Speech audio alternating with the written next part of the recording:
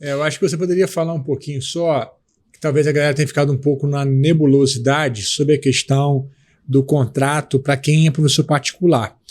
Por exemplo, se ele vai tirar férias no meio do ano, no final do ano, 15 dias, como que fica esses 15 dias? Ele é remunerado por isso? Ou esses 15 dias são empurrados, né, para frente?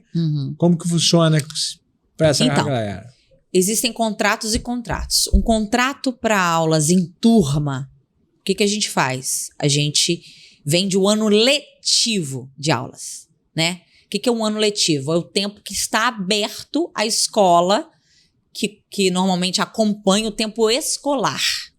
Então, durante esse ano letivo, a pessoa vai pagar por esse ano letivo. Se dezembro só tem 20 dias letivos, o cara vai receber o mesmo valor pelos 30, mas ele só vai dar 20 dias de aula. Uma suposição. Esse é um ano letivo. É o tempo de aula durante o ano. Então, para aulas em turma, normalmente eu vendo o ano letivo. Para aulas particulares, o que eu faço? Eu também vendo o ano letivo, mas em caso, por exemplo, de feriados caindo no dia da aula. Essa aula que cai em feriado para aula particular, a gente repõe essa aula. Então, olha só. Então, um ponto interessante aqui. O que acontece? Você está fechando um plano com o aluno. Porque a aula particular, ela custa 30%, 40% a mais do que uma aula em turma. Aula em turma, a gente, se caiu no feriado, não tem reposição. Ficou por conta do ano letivo. Sim. A aula particular, não. Porque o aluno, ele tá ali sozinho. Ele é prejudicado sozinho. Sim, sim. Então, a gente repõe essa aula particular. Então, o que acontece para o professor de música que dá aula individualmente, em casa, ou vai na casa do aluno, né? Professor particular, que dá aula no particular. Eu entendo que o melhor formato para ele é o seguinte: todo mundo quer tirar um período de férias no ano, né? Normalmente a gente aqui tira períodos menores, né? Então vamos botar aqui que seja 15 dias no final do ano. Sim. Tem uma época ali que normalmente é muito complicada. A gente dá lá na Starling 20 dias de férias coletivas, que começam mais ou menos no dia 22, e a gente volta ali na primeira semana. Na segunda semana de janeiro, né? Na segunda, exatamente. Então, por exemplo, um professor pode fazer isso nessa época de Natal e Réveillon, que normalmente é morto, os primeiros dias de janeiro. Você já pode também colocar suas férias nisso. Não, o que você pode fazer? Você pode vender o ano letivo. Qual é o seu ano letivo? É do dia tal ao dia tal. Você vai receber o mês, mas você vai terminar a sua aula, por exemplo, no dia 22. Não, mas o que eu estou propondo, né? Que para aula particular, a pessoa vai reclamar, vou ficar 2 dias do mês de dezembro, uma semana de dezembro, uma semana de janeiro sem aula. Então, o que aconteceria? Essas 2 aulas seriam repostas em algum momento na frente. Exatamente. Pode ser reposta durante a semana que o aluno já está tendo uma aula. Sim. Ou pode ser colocado no fim do contrato. É isso que eu faço. Então, olha só que interessante esse formato, né? Você não está deixando de receber no mês de dezembro e janeiro. E a pessoa não está perdendo, né? A pessoa também não está perdendo a aula. Então, assim, as 2 partes ficam satisfeitas. E quando o aluno ele for sair, ele precisa avisar com um mês de antecedência, está no contrato, e você já vai estar embutindo nisso também as 2 aulas dele de reposição. Exatamente. Então, ele está avisando com um mês antes, e vocês vão negociar essas 2 aulas que está sendo que estão faltando. Exatamente. Então, o professor ele está recebendo em dezembro e janeiro, ele não está tendo esse impacto financeiro. O aluno não está tendo impacto também, porque ele vai poder viajar e está tudo ok. Ademais, o que eu mais poderia falar sobre isso? O que eu estou esquecendo? Isso é dissolvido entre os alunos. Então, ao invés de o cara ter um impacto grande de perder 30% dos alunos em dezembro e janeiro, esses alunos que parariam, eles vão parar em algum momento ao longo do ano ou 2 anos, né? Então, isso vai sendo dissolvido naturalmente como uma perda de aluno. Por que eu gosto de contrato concentra ali numa época, né?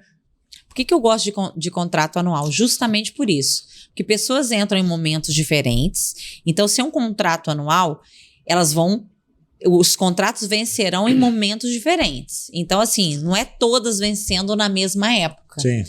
Então, vamos supor, você fez um contrato, vamos falar que para professor particular anual é mais difícil. Então, vamos falar que ele fez um contrato semestral.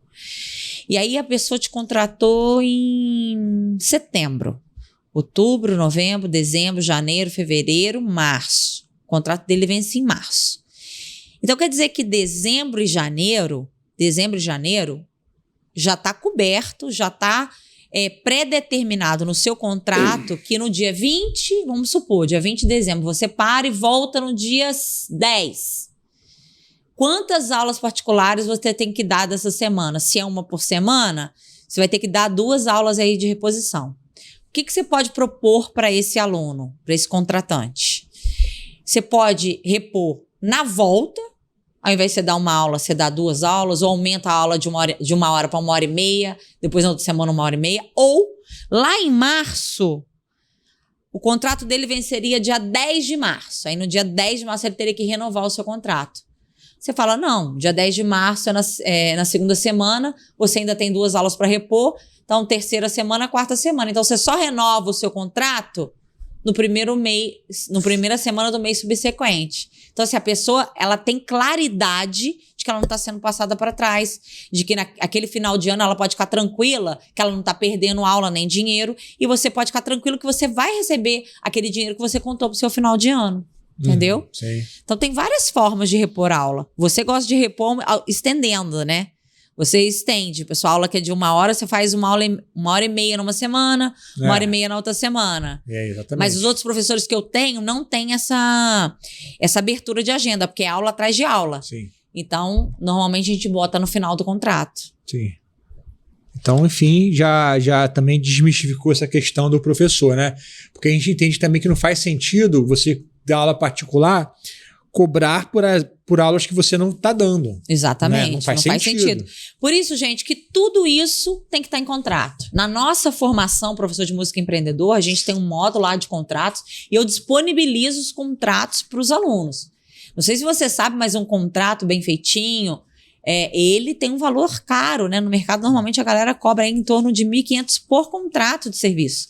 E a gente disponibiliza lá vários tipos de contratos para os nossos alunos. Se você tem interesse, só buscar em algum lugar desse vídeo aqui na descrição. Vídeo, tem um formulário para você preencher, para fazer parte da formação. Exatamente. Que você só entra na formação se tiver no seu momento adequado. Então, por isso que a gente põe um formulário para a gente entender se é o seu momento ou não.